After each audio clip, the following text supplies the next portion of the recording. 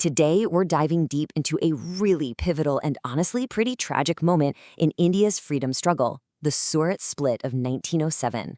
Now, if you're studying modern Indian history, especially for the UPSC exams, you absolutely have to understand this event.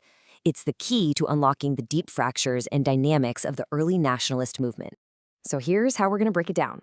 We'll start by looking at the two groups at the heart of the conflict. Then we'll touch on the shaky compromise that came right before the split. After that, we'll get into the chaotic events at Surat itself, see what happened right after the division, and finally, we'll wrap up with the lasting legacy of it all. All right, to really get why the split happened, you first have to understand that the Indian National Congress wasn't just one big happy family. By the early 1900s, it was more like a battlefield of ideas, with two very different groups pulling it in opposite directions, even though they were aiming for the same thing. And here you can see that fundamental divide laid out pretty clearly. You've got the moderates, led by guys like Gokhale. Their strategy? Negotiation, petitions, working within the constitutional system. And on the other side, the extremists, led by firebrands like Tilak. They were all about direct action. We're talking boycotts, strikes, and pushing the Swadeshi movement nationwide to get to Swaraj right away. But, and this is super important, let's be clear, this was never a fight about the final destination. Both sides wanted Indians to have a much bigger say in their own country. The real battle was over the path and how fast they should be moving down it. Same goal, just radically different roadmaps. So let's rewind to 1906, the year right before everything fell apart.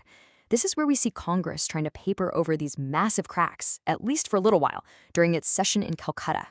You know, to keep things from boiling over, they brought in the highly respected veteran leader, Dadabhai Naoroji, as a sort of compromise president. And in his big speech, he made this landmark declaration, putting the word Swaraj right at the center of the Congress's mission. For a brief moment, it really felt like they'd found a way forward. But here's the catch, and it's a big one. That word, Swaraj, was the problem. For the moderates, it meant a slow, steady move towards self-government, but still within the British Empire. But for the extremists, oh no. For them, it was a clear call for complete, total, and immediate freedom. They were using the same word, but speaking completely different languages. So the session did manage to pass a few resolutions supporting things like the Swadeshi and boycott movements and a call for national education, all things the extremists really wanted. This created a temporary truce, yeah, but that fundamental disagreement, it was just left there, ticking away like a time bomb. And, you guessed it, that bomb finally went off just 1 year later.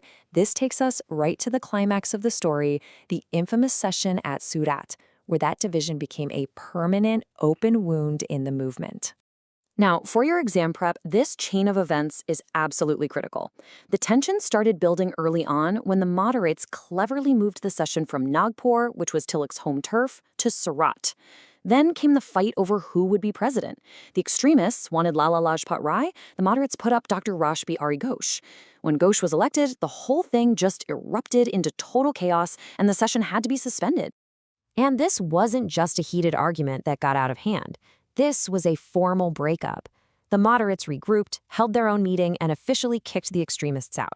The split was now complete, and the extremists were on the outside looking in. So, what happened next? What's the fallout when a freedom movement fractures right down the middle? Let's take a look at the immediate aftermath and see just how badly it crippled the struggle for independence. This question really gets to the heart of the whole tragedy. Because while the moderates and extremists were busy fighting each other, there was one group that was watching and loving every minute of it: the British government. This split gave them the perfect opening to clamp down hard. With the nationalist movement now weak and divided, the government launched an all-out assault, mainly going after the now isolated extremists. They just started rolling out a whole series of repressive laws, one after another, all designed to crush dissent, control the newspapers, and shut down any anti-government activity.